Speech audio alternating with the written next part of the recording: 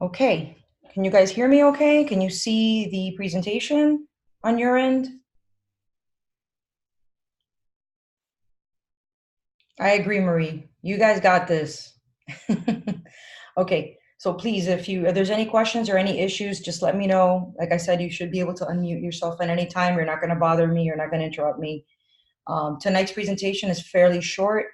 I just kind of picked the most important parts of the last two chapters that we had for the module 7 content. So hopefully we should be done, I don't know, by 35 minutes, and then I'll leave some time after for a course wrap up, general questions, anything you guys have for me, and we'll go from there. Hopefully you guys are doing well with your assignments. I've been catching up on my grading this evening, so a couple of the minor assignments, discussions, reflective activities I graded. Please, if you haven't done so already, if you talk to other folks in the class as well, just remind them to fill out the course evaluation for me. Those are going to be up until I believe Monday. So I sent an announcement. I'll send out another reminder for everybody. But those are super important, and I would love to hear back from you because this is the first time we've actually offered the course fully online. So I really would like the feedback on just everything, the course design, the content, if you'd like to see some stuff added, some stuff eliminated, so on and so forth. So that kind of feedback is really, really helpful. Okay, so without further ado, let's get started. I do have the group chat pulled up, so I should be able to see anything that you write for me on that in the chat box as well. So, all right, so we're going to talk about Module 6. There's a couple of chapters that we're going to talk about, and then Module 7 is the last part of the future trends in andragogy. Hi, Janelle. Welcome. Okay, so let's start from the top. A lot of you wrote about whole, part, whole in your reflective activities for last week.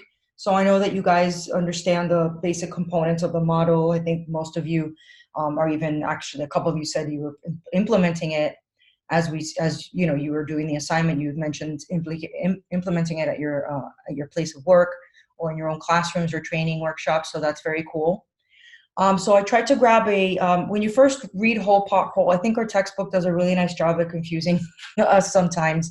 So I always try to, you know, kind of revamp the lecture or the lesson that's in the module from the textbook and kind of make it more user-friendly. So I found this little diagram, very easy to understand, on how to teach language. I think most of us, whether we're English majors or not, or English teachers, we teach language to our children, to our nieces and nephews. And, you know, I even have to teach my partner from time to time how to, you know, use certain grammatical terms. He's not from the US, so, you know, we're always teaching language and certain parts of, you know, just basic education. So I think it reflects basically what you guys described in your reflections. You start with a whole concept, kind of the big picture, and then you break it apart into different, more digestible components, and then you revamp it and you kind of, you know, reimage it or repurpose it to be bigger and better. So this little model really reminded me of Maslow's theory. I'm sorry, Bloom's taxonomy, and it just takes me there. It takes me there. When you start, you kind of want, you know, the child or the student to kind of know the basics, get the big picture, understand the definitions, and then you want them to analyze, you know, break things apart, question, compare and contrast, those sorts of things. And then at the end, you want, you know, you want the learner to actually explain the process of you know, what they did, what they analyzed, the process, the thinking process, and kind of like teach it back to you. So I see that in this model. So basically, when we look at whole, part, whole, just to kind of get it in a formal context, it's a field of learning psychology that stemmed from connectionism. Now, connectionism predates cognitive theory. Actually, it's what cognitive, or I'm sorry, behavioral theory was based on. It presents a psychology first comprehensive, and it's considered the first comprehensive theory of learning. So connectionism is really where the behaviorists took a lot of their ideas. And today, if you look up the word connectionism, you might see it defined as, for example, certain approaches in fields of artificial intelligence, or even, you know, cognitive psych, you know, science, and not necessarily through the frames of behaviorism, but kind of the idea that it influenced the school. So it represents a learning theory, behaviorism, just to kind of, I know we've rehashed this several times, but now in context of whole part whole, it's a learning theory that focuses on objectively observable behaviors, right? So there is no independent learning. There's, very little, you know, uh, I guess, influence or importance given to, let's say, our intuition or our thoughts or feelings, and it's based on what we observe and what we do and the actual things that we observe with our five senses. So whole part whole takes that into account as part of a theory, but it also leans on heavily on the ideas of Gestalt and cognitive psych, which is basically that part of psychology or educational psych that examines the patterns of interaction between the individual and the total field. So when you separate those parts from the larger picture, and it was developed by Kurt Lewin in the 1940s. I think we've seen that several times throughout the semester. So basically, whole part whole claims that there is a rhythm to learning, that we naturally approach things by trying to assess what it is at first, kind of zoning in, and then thinking about it critically, and then kind of making it all, revamping it to make sense to ourselves and the way we learn it, or we best understand it. And it provides us with basically a good way of looking at a complete understanding of content at various levels of performance. And it also allows for, as I mentioned a few minutes ago, it really reminds me of Bloom's taxonomy, which we move from higher order to lower to higher order of cognitive ability and development. They talked about Tolman's concept of purposive behavior, which is a cognitive theory of basically stating that or believing that or postulating that behavioral acts have a goal or purpose, and that select and guides the behavior sequence until a goal or purpose is obtained. So basically, the purpose for our behavior is to obtain a reward at the end. It's a little bit more in depth than that, but basically, when you kind of put that idea together in the Gestalt and with Gestalt concepts, it kind of states or becomes like a reduction of behavior to smaller units of learned stimuli and response. So if we know that, let's say, very simple, we go to a restaurant, we have a great experience, we eat wonderful food, that's positive stimuli, that's positive reward, we're going to go back to that restaurant. And of course, the idea of having a purposeful way of behaving or with a goal in mind combines the objective study of behavior, but it's also considering the purpose or goals. And Tolman thought that learning developed from knowledge about the environment and how we relate to the environment. So that idea from the behaviorists that focus on reward stimuli and stimulation, and the idea of the Gestalts that we are a part of a whole, and the way we learn things is by looking at something as first as a whole, then break it up into individual parts to better understand. Facilitating learning. So basically, teachers versus facilitators. Again, I think most of us in the field can pretty much come up with off the top of our heads some best practices or basic differences between teachers and facilitators. I think most of us are here studying at Barry to become facilitators, and we've had enough teachers in our lives to kind of want to be kind of more of a side by side with our students versus in front of them telling them what to do. So basically, the roles of teachers, very basic. They prescribe content. I think I've talked about Paulo Freire in the past in the class. The idea of the banking system, the idea that the teacher is depositing information into the bank accounts, right? And of course, the way and teachers control, by doing this, they control the way not only students receive information, but also the way they're presented with it. So, we're looking at, let's say instructional design, for example, in the last chapter of the book. I'm jumping ahead a little bit, but, that's a perfect example, instructional design. The way that a professor displays information on the LMS, on the learning management system, it's really going to make it or break it. It's really going to help you as a student and engage you, or it's going to completely turn you off. So, again, that whole idea of what gets presented is very important. And of course, the test to see if you got it. So skills, basically, you got to be a great presenter. You need to be a good transmitter of knowledge. So basically, learn how to teach, know how to break things down for your students. And of course, controlling student behavior, which is managing a classroom. Not so much so for facilitators. Facilitating is a lot more empathetic. It's more about the human being, I think. I like to think of it as a humanistic approach to teaching. So as opposed to what the teacher is kind of like the you know, the what is it, the deliverer of knowledge, the depositor of knowledge into the banking and the bank accounts.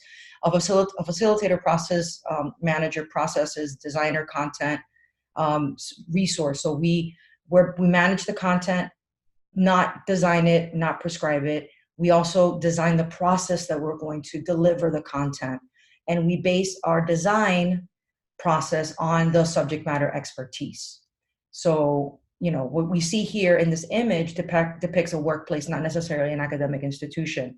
You know, you have the outgoing facilitator, those that are able to draw people in and get others interested and understand where they're coming from, depending on the type of training. If it's, you know, soft skills training, if it's a new type of software that's being implemented, it really depends on the nature of the training. But, you know, the ability to share our own experiences as facilitators. Again, this has come up before in the class insofar as andragogy. The ability for you guys to relate to the students, to relate to the professor, is very important for you to make that connection and that understanding of the content in the real world example. Got to be a team player. Personal stability, meaning the, you know, facilitator is confident and delivers information in a way that he or she believes is the best way, and comes from a kind of an authoritative background in the sense that he or she has good control or good command of the knowledge and is able to distribute it in a way that meets the needs of the learners. And of course, passion and commitment, that goes without. I mean, that's in teaching and in everything else that we do. So in the classroom, let's say when we look at our own, you know, classrooms in an academic setting, you want to build relationships with your students. You want to help them build relationships with each other and network, and depending on the type of course that you're training and leading. And of course, involvements of student in planning. You know, you need to plan for that peer-to-peer interaction, that, you know, that synchronous session where we all kind of come together for an hour and talk, and making sure that your students are always linked to learning resources, whether it's those of you that maybe needed a little bit of writing assistance, or you you had a problem with, you know, perhaps, you know, taking, you know, you got into a course, for example, and you couldn't finish it in the semester, so you needed you know, an incomplete grade, and just the ability to give you those resources, not only pertaining to the class content, but in general, like the life learning, like outside, beyond the classroom. So a facilitator is more like in the classroom and beyond the classroom as well, in a lot of ways. And of course, encouraging student initiative. You know, you're promoting your student centered, that sort of thing.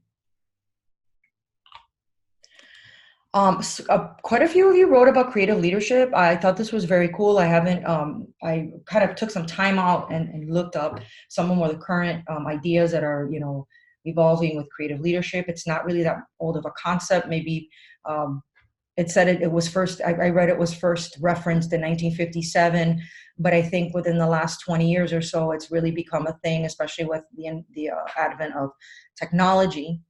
So according to you know, what I've read on creative leadership and what we learned in our textbook, it's the highest function of leadership. So it's the most innovative. It's the most you know, the one that grabs people and makes great things, like a Tesla, you know, type of concept. So it releases the creative energy of the people being led. So it's a really great use of imagination. You something like Google, for example, even though they have all these issues going on right now, but, you know, the whole idea of, you know, a lot of stuff comes out from the designers and the software developers themselves and trickles upward. The ability to, you know, design thinking and creativity, problem solving, a creative way of problem solving, whether it's, you know, you're using agile or one of the other instructional design methods, and of course the ability to react effectively to our external, you know, stimuli. So basically, you know, creative leadership is the concept of working cooperatively, right, collaboratively with those to create or innovate new, you know, ideas. Employ creative leadership. You know, people that employ creative leadership tend to do so by creating conditions that promote creativity. So For example, you have a team meeting and you add some gamification in it, or you come up with a a hackathon to come up with ideas to solve problems that are currently in your workplace, that sort of thing. It's commonly used in organizational studies, so this is something that's very popular within the workforce. It's been like I said earlier, it was first referenced sometime in the late 1950s, early 1960s, and it's really being used increasingly among practitioners and in the public sphere. So research and practitioners, suggest that this type of leadership, the creative leadership, is more important in the current, political and economic climate than ever before. You see a lot of grassroots, movements. You see a lot of people that are, just, doing great things for, special needs students, or, women's studies, minority studies, that sort of thing. So that whole idea of innovation is a key part of creative leadership. Some of the characteristics of a creative leadership, and I love this. I took this from somewhere. I was reading about this new organizational, study on creative leadership, and it's basically, stimulating a sense of urgency, exposing yourself and your colleagues to new thinking and experiences, and of course, that the organization supports giving time to facilitate this. So, for example, I know at FIU Online, the management team is very much about promoting teamwork and always having a collaborative environment. And if we have some meetings, there's always some kind of a interaction where Kahoots or something like that was used, or we're given specific issues to deal with, and we come up with a solution and we share it. So that sort of thing where everybody gets to kind of interact, and it's not always like sitting in a meeting room listening to someone speak. We've heard about Theory X and Theory Y for a long time. I remember when I was in college, undergrad, this was something that was being talked about in the late 80s, early 90s. And basically, it's the assumption that people have had about workers for many, many, many years.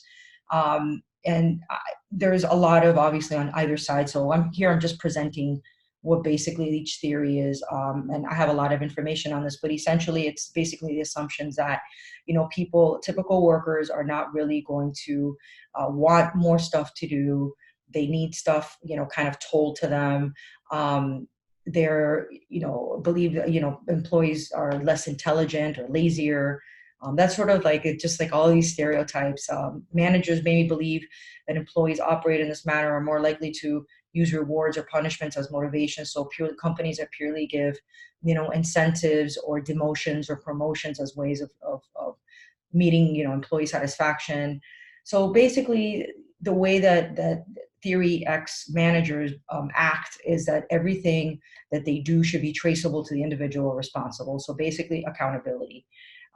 This allows the individual, one person or a specific group of people to receive the direct reward or reprimand. So it's more of a kind of like an individualized form of reward system and motivation. On the other hand, Theory Y is quite the opposite. They believe that employees are internally motivated. They like their jobs. They work better. I mean, I'm sure you've heard this a million times. Working, as a worker in the United States, most people have vacation days. They never even take them. I'm sure some of you in this meeting right now, or in our class, are guilty of that, having a bunch of vacation time and never taking it. And then it's eventually we lose it, or it's just we leave, maybe go to another job. And so it's it's that sort of thinking that that people are motivated by intrinsic, by seeing the corporation be successful. They need someone to actually have like a plan for them. So they assume also that work is going to be very efficient, all these managers. So they assume that people are internally motivated, that they like their job, that they want more responsibilities, that they need structure, but they also they also meet the company guidelines. And then the Theory Y managers are going to gravitate towards relating the work on a more personal level, as opposed to the Theory X. So Theory Y followers may have a better relationship with their boss. So, I mean, in comparison to Theory X, Theory Y incorporates a pseudo-democratic, if you would, environment to the workforce. And it allows us as employees to design and publish and construct our work in coordination with our colleagues and our superiors at the same time. Assumptions outside the workplace, theory X, theory Y, is just, as applied to education, basic, I call them like stereotypes of basic students. They can't be trusted. They're going to leave everything for the last minute. They need to learn the basics before they can move on to something, bigger and better. They're never going to know everything. They are passive learners, et cetera, et cetera. And then, experiential learning is quite the opposite of that, which we've seen in this class. Obviously, significant learning takes place outside the classroom through the student. It's done during, you learn as you do things, and so on and so forth. So it's very hands-on, action-oriented. Organizational characteristics, a static versus an innovative, or sometimes called dynamic workplace. I guess a static, the most obvious sign of a static organization is either one that has no strategic plan at all, but has a plan, has no strategy. So I know, it's sort of, here's what we can do, and we don't really care or if you like it or not, kind of thing. There's no involvement from the community.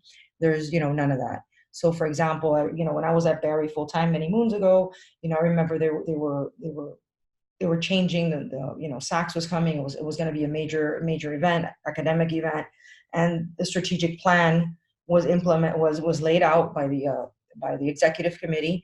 And I remember that there were faculty focus groups, there were administrative focus groups, there were student groups. There were all kinds of different groups, student affairs groups participating in this. And that's really what we want to see in a more dynamic. So a static organization is not going to have that participatory type of strategic planning. And change is only entertained when there's a crisis, right? It's reactive. If everything's going well, why rock the boat if it's sailing smoothly, kind of thing. And basically the participant, or the employees, or the participants in a particular organization, they kind of do the same thing with new technology, but really nothing really changes. On the other hand, a dynamic or innovative organization is going to have a customer or consumer face or customer face strategy, or student face, or student centered, that it's flexible. It's flexible to all people, all people's roles in the institution, people's work schedules, that sort of thing. And they kind of like, if I could use the word balcony view, they take a balcony view, dynamic groups of the world at large and how they fit into it. So if you look at an organization, look at a group of individuals, a department, and see how that department fits into the whole. And again, that whole part whole, we see it here. In dynamic systems, they meet both the consumer's needs or the employee's needs, but also looking towards the future needs. So professional development, tuition assistance, those types of things. So the focus on the innovative, to sum up, it's not on just doing in an innovative or dynamic institution, but always doing better, always focusing on thinking and learning necessary for constant improvement. So these are companies like Deloitte, American Express, that have really, really outstanding training programs and training departments, onboarding processes, things like that.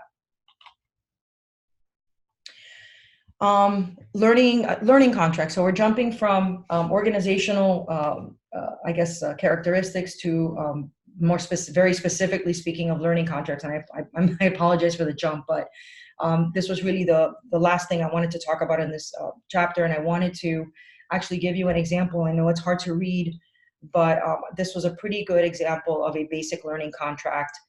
Basically, do a needs assessment, specify what needs to happen, the goals, the objectives, the outcomes, however you want to define it. What kind of resources are we talking about? How does the learner demonstrate evidence of accomplishment, right? How are we going to assess them? And then finally, making sure that the learning contract, fits the needs of the learner and is doable and is attainable. And then once the contract has been met, then of course evaluate the learning and the whole contract in general. So when we look at this example here, this is a very specific, example of a student getting a learning contract for a class or for an assignment, it seems like a project or, certain parts of certain things that she needs to submit by certain due dates.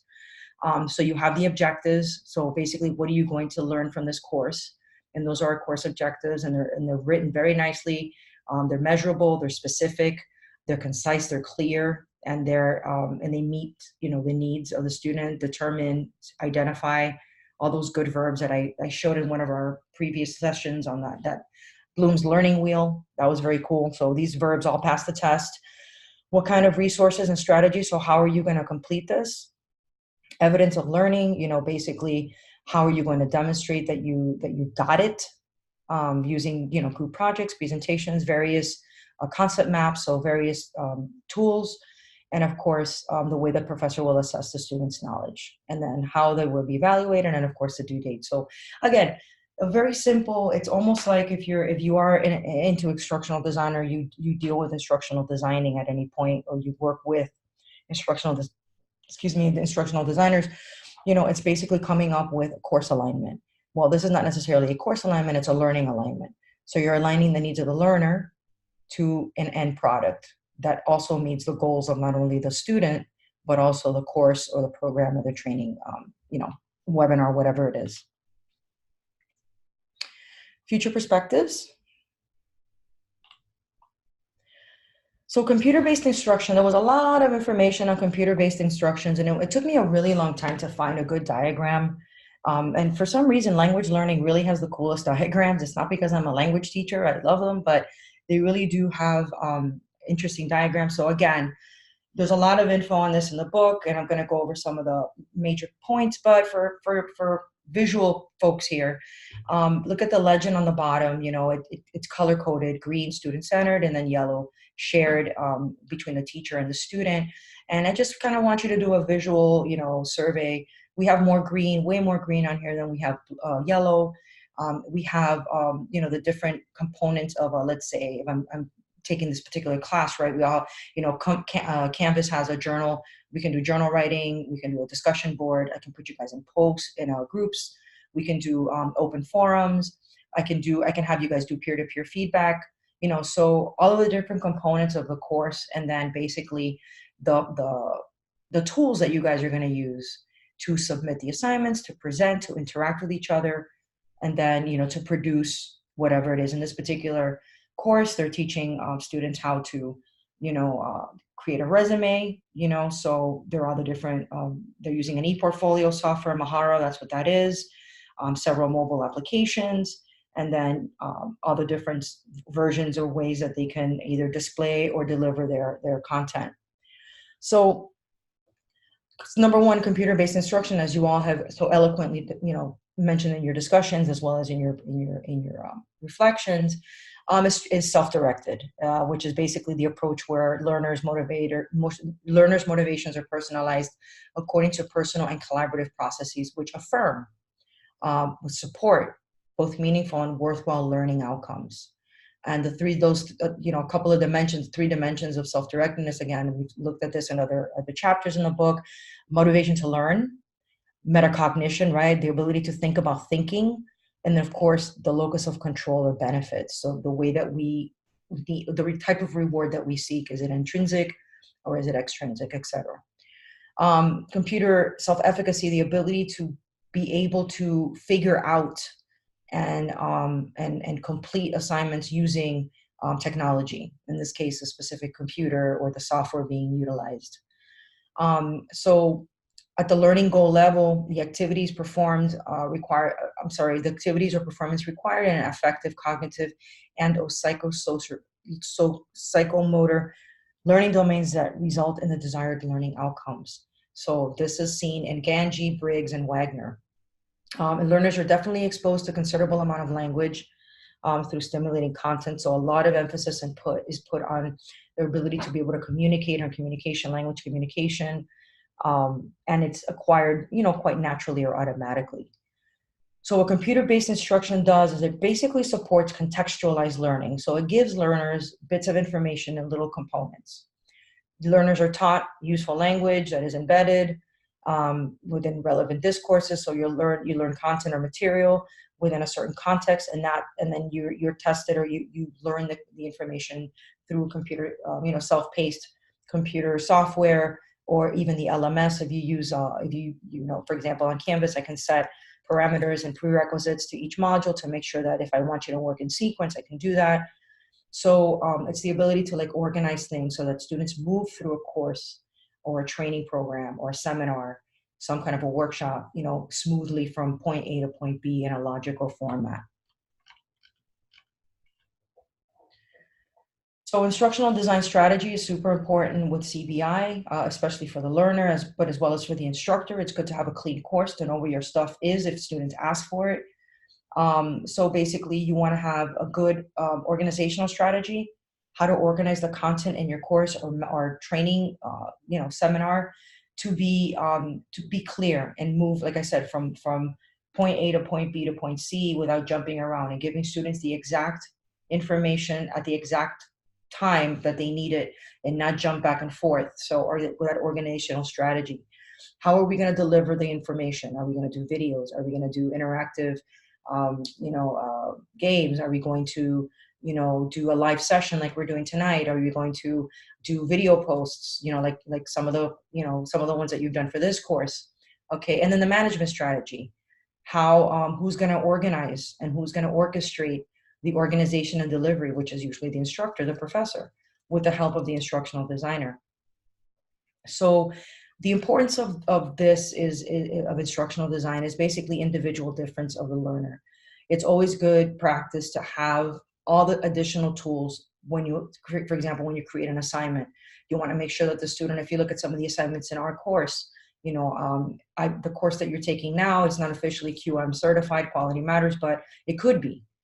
You have, in every page, you have support on how to submit an assignment, how to gather, information, how to submit a support ticket if you have issues with Canvas, and what time of the days or the weeks, the times of the weeks that the university is doing maintenance to Canvas, so that if you are completing an assignment during that time, you may not want to because you might lose your work. So that sort of information. So again, delivery management, information resources.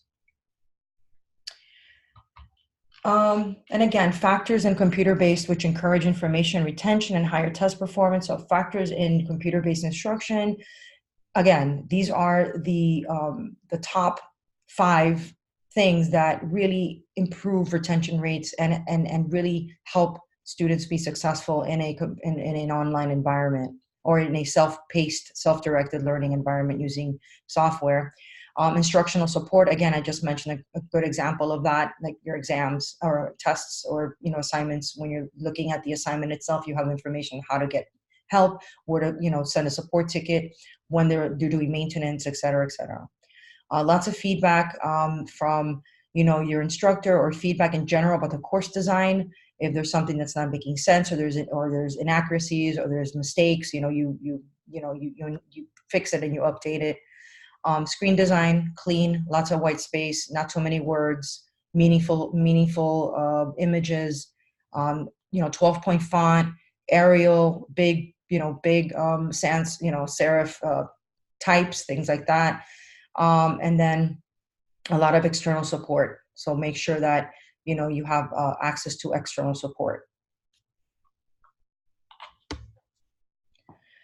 These are the laws of interaction, basically the laws that dictate the probability that a learner is going to, have the desired outcome in some sort of a self-directed, computer-based instruction or interaction.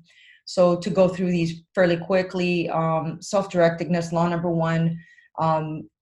The units of self-directedness, of course, we looked at them. There were external support, the ability to solve problems by yourself on your computer using troubleshooting, simple troubleshooting. And of course, that the design is effective for the students to be able to reach the desired learning outcome. Again, the idea that external support is essential for students to be successful in a course. The learning goals and objectives, again, instructional strategy and design and learning goals influence CBI design. So making sure that if, a goal, for example, for a module says that you're going to discuss something, or a student is going to discuss something, that there is an actual discussion board in the module, that sort of thing. So that sort of alignment goals aligning with, the ability for the deliverable to happen. And then, of course, learning levels or inputs, right? Learning goal level. So the information that students put in based on a learning goal indicates whether they have achieved, whether we have effectively presented the information to them so that they can be self-directed in meeting that goal. And of course, the instructional strategy design, the ability to lesson plan essentially, how you're going to deliver the content visually and digitally to your students. And of course, the ability for students to be able to get external support, make sure that there's always, 24-hour, service, or there's a way for them to contact help the help desk when they have issues with their, Canvas, if they're taking an exam, if they have an issue that the exam stops working, that something happens and they need to get back on, that sort of thing. So it's really, really important to be able to have that sort of support for students pretty much immediately if they need it. Okay. And then, of course, strategy design that precedes design. So the idea that the design of the course or the training program is going to depend on the way that the content will be delivered. Okay, so it's really, really important. They're not done separately. I took these from your from the PowerPoint from the course. I thought they were pretty good and succinct. These are basically propositions, so suppositions of, if this happens, then happens, kind of thing, kind of predictions. I always call them predictions. But okay, so propositions number one, the level of self-directedness, again, the ability for students to get their work done on their own is really, really related to how much external support they need or desire at a given time. The level of learner computer efficacy, again, there is going to be higher, and they're going to learn more if they have troubleshooting issues, if, again, they have that external support there. The ability for them to be able to help in the design of instructional materials and instructional support. So the ability for them to, access the professor or work with the professor to, through a problem or a situation, or if they don't have an issue with an assignment, that sort of thing. And then, of course, the ability for the student to obtain, again, instructional, the design components that they meet the students' need of instructional support. So, again, that they know where to click or go to for, help with writing, or they know where to visit for help with their APA style, or where their learning center is, or where the student services is, if they have, accommodations, extended test taking time, that sort of thing. Proposition 5, learning goal level is inversely related to the instructional control and instructional support in the CBI design. A lot of these are technical, but they essentially, when we're looking at the propositions, they really directly influence basically the learning goal or the process of learning, or how successful students can be when they're learning on their own, is based on, a lot of the design and the support mechanisms that are embedded in your learning management system and your professors' resources in the course. So, when we look at these propositions, we look at our course now here at Barry that we're all taking, and if you haven't gone back and really analyzed the course from an instructional design perspective, I know you're taking the course, but now that you're almost done with the course, look at the different components, look at the way that, images have alt text, like make sure all of the, every video that we have in the course has, captions. There's no underlining unless it's a link. There are, no very tiny fonts used. Everything is concise. You know exactly where to go if you need help, where to find me, where to post questions for the class. So those types of things have helped you be successful, hopefully, in my course and in other courses that you might take that are fully online. So now moving to the last and final chapter of our course and textbook as well, is the future of education. So I found this very cool stat image depicting statistics. It's not that old. I believe it was from 2017. So I'll leave you guys looking at this slide for a little bit.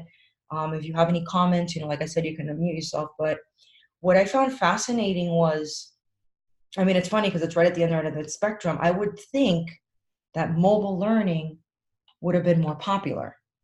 And it's all the way down here, 5.8. So I thought that was really interesting. Game-based learning, I thought would be higher on the scale as well. So, there's a lot of different, different types of trends, growth mindset, lifelong learning. That's really, really what people are into now. The ability to learn, soft skills or skills on the go, learning when it's convenient for them, on a plane, doing, on an app, that sort of thing. The ability that we grow every day, by interacting and just communicating with each other. So I thought that was pretty interesting. A couple of other things that I found interesting were alternatives to traditional school on the bottom. I thought that would be higher, but I guess we're getting there. I guess the bottom row would be things that maybe have been around for a little bit, and the top row maybe things that aren't that old. They're a little bit more newer in concept. So although Bloom's in there, see that number 3. So the future of education and online learning. So here's a new term for you. I don't believe it's in our textbook, heutagogy. And this is pronounced a different way, so I apologize to the founders of this term if I'm massacring it. But basically, the definition of heutagogy is a study of self-determined learning. So there you go. There's a term for it. There's a field of study for it. It's defined as an attempt to challenge some of the ideas teaching and learning that still prevail in teacher-centered learning. I see this in my daughter's kindergarten class. It's very teacher-centered. Even the football team that she likes, the kids are into that. So, it looks into the future. Heutagogy looks into the future in which knowing how to learn will be a fundamental skill given the pace of innovation and the changing structure of communities and workplaces. So basically, this reminds us of that dynamic institutional characteristic, right? Of that institution that has an active and bubbling, strategic planning and involves community and things like that. So basically, in a nutshell, it's this new branch, this super duper, I guess, super duper strong, important branch of andragogy that's morphed into this new term, heutagogy. It's a study of self-determined learning, and of course, self-determined learning, self-efficacy go hand in hand. The ability to learn how to and continuously reflect on the learning process. That's a major component of this theory. Communication and teamwork skills, of course, the ability to be able to be open and respectful and communicative and share, not be kind of introverted, be out there and get our ideas out. And of course, creativity, particularly in applying competencies to new and unfamiliar situations and by being adaptable and flexible in approach. So very interesting. So there's a new term for you guys if you hadn't heard about it. I'm sure some of you have come across, as you research on the internet, but I thought that would be interesting. And this is very cool too. I found this. It's a comparison, kind of like a comparison of pedagogy, andragogy, and then heutagogy. So basically, otherwise known as self-determined learning, it's student-centered.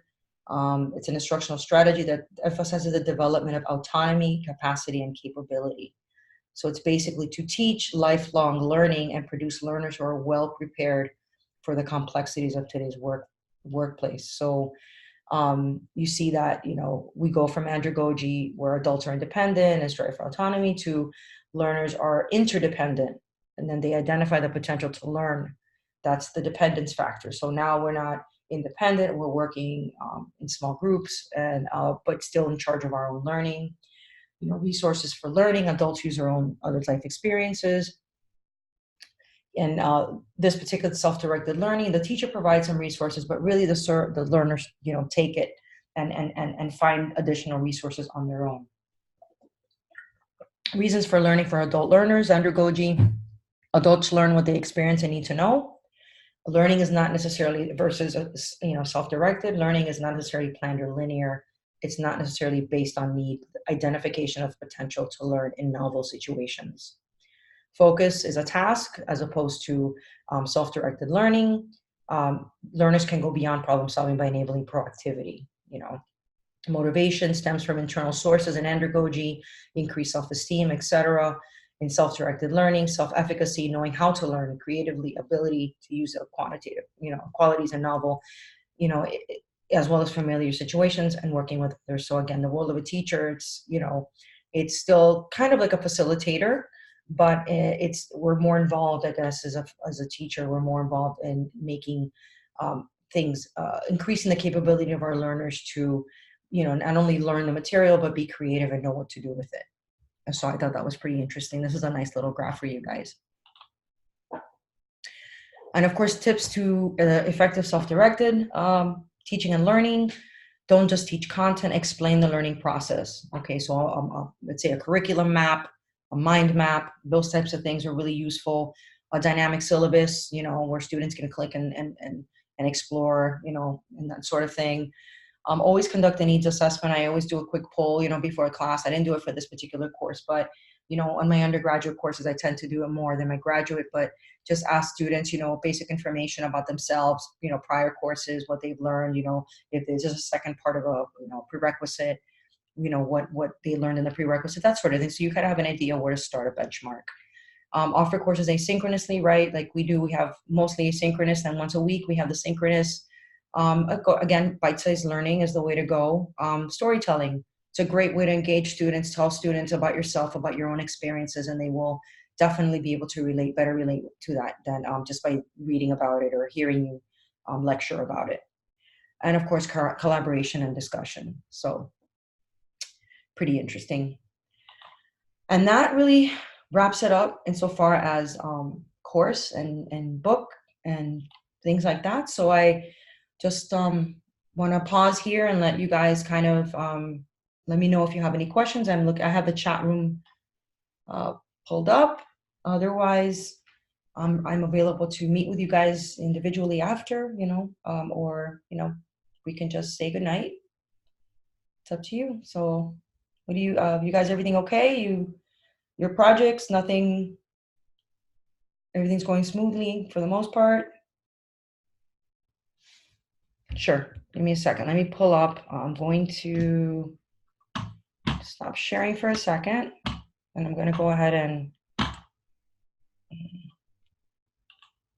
Okay. All right. So I'm going to, at this point, I'm going to stop recording.